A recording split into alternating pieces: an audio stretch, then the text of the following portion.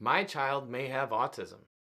A mom mentioned this to me in a consultation a few months back about her 2-year-old son, and he was struggling with immune challenges, but a lot of delays too.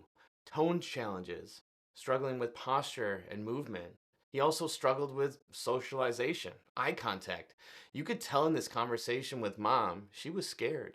She had done all the therapies, taken all the medications, done everything the medical model that her doctors and advisors had told her to do. But at 2 years old, he was still stuck, and she was worried. Is it genetics? Is it just we're not in the right therapies? Are we not doing the right things? And so I understood that not only was she worried, she was just scared.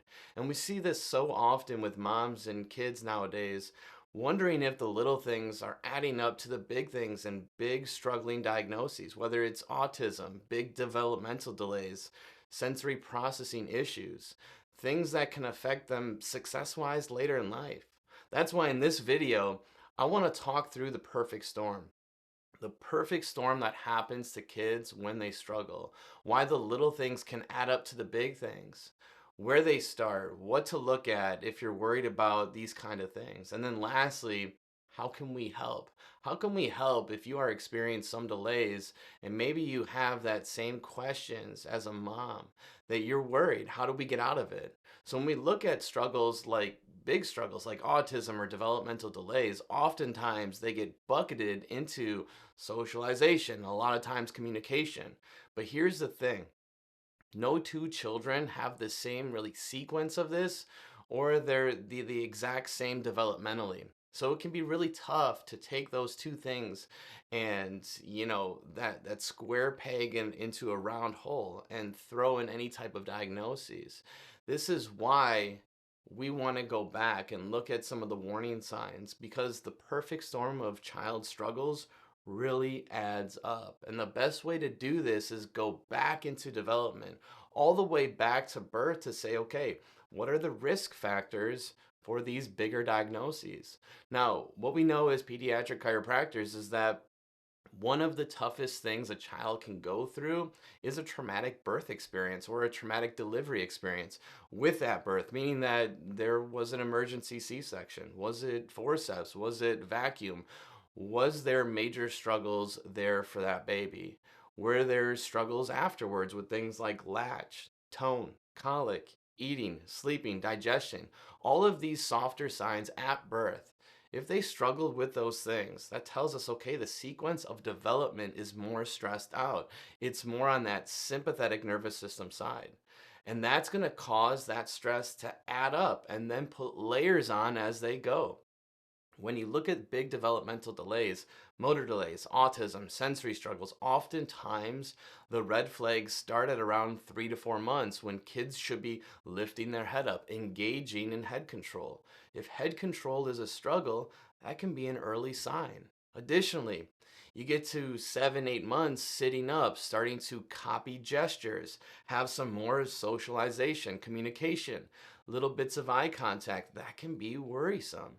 And when you get to 9, 10 months and they're still not responding to sounds or interacting, then it says, okay, we need to dig in here. And then it goes into more movement, more speech, more social, more sensory. But notice the important thing here. All of these little things are all additions to what happened first. What happened first in development? So, like the mom that I explained to you earlier, she was seeing it too. And she can go back and say, okay, yeah, my baby boy was struggling with digestion. He was struggling with sleep. He was struggling, with colic and all these little things early on. And then the development just layered on top of that. And now we're in the perfect storm of challenges. And here's really where we get to work, because a lot of times moms like this are saying, hey, we're doing all the things. We're doing the therapies, the OT, the PT, the speech, everything we can. We've cleaned up the diet. We've taken away gluten and dairy. We're on all the right supplements. We're even thinking about doing brain-based therapies with them. Those are all really good things. But what we have to go back to is what started first and what was the sequence of that. And oftentimes the sequence is the thing that happened first, the difficult birth, the struggling latching, the struggling with sleep, poop, digestion. All those other things are such a big deal at the beginning that we need to look at what is controlling those things to be able to help those things. And the number one thing that controls that and gets jammed up at the beginning of birth is the nervous system, the central nervous system. Through tone, tension, and stress, if the nervous system is stuck, especially up top from a difficult birth, it's going to have trouble with latch. It's going to have trouble to eat. It's going to have trouble to sleep and poop and do all those easy things. And that's where pediatric chiropractic comes in. We want to help the body do those little things with ease. This is why oftentimes at 2, 3, 4 years old, we see kids that struggle still with constipation. They still struggle getting a full night's sleep. They still struggle being in a big sensory environment because those little things never really integrated when they were a lot younger. So when these older kids, we need to go back before we go forwards. We need to focus on their nervous system and focus on those little things. So then when they go to PT, they go to OT, they do the nutritional changes, those are easier. They lock into those things and they can learn from those things. The best analogy that I have for this is actually one that a dad shared with me. His son, he was struggling with autism and we were adjusting him for a couple of months. And he actually mentioned, he says, what you're talking about, it's actually like you're trying to open a window for my son. You're opening a window so that everything else in his life that's good, he can interpret and he can bring into his brain and allow his brain to work and integrate those things. And that's exactly what happens when you help the nervous system to be balanced and to heal. It allows that open window for PT, speech, OT, brain-based therapies, all those to have an entry point so that the body can integrate it and they help them so much.